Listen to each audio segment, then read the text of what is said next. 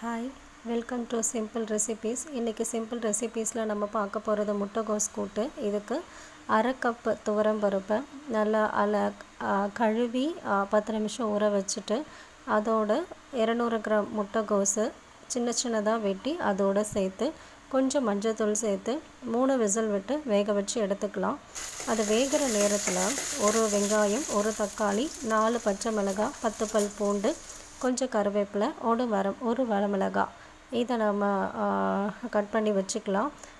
ஒரு வாணலியில் எண்ணெய் ஊற்றி கடுகு, சீரகம், கடலைப்பருப்பு இது மூணும் பொரிஞ்ச பிறகு அந்த வெங்காயம், பச்சை மிளகாய், கருவேப்பிலை இதையும் சேர்த்து நம்ம வதக்கிட்டு, வெங்காயம் வதங்கின பிறகு தக்காளியும் சேர்த்து நம்ம நல்லா வதக்கிட்டு, அது வதங்கிட்டுருக்கிற நேரத்தில் நமக்கு அந்த கோஸும் பருப்பும் வெந்திருக்கும்.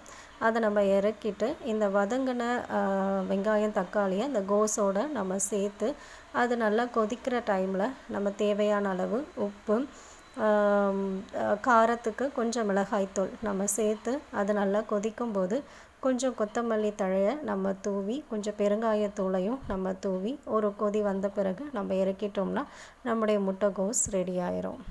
இந்த ரெசிபி உங்களுக்கு பிடிச்சிருந்தா நீங்களும் இதை ட்ரை பண்ணி பாருங்கள்.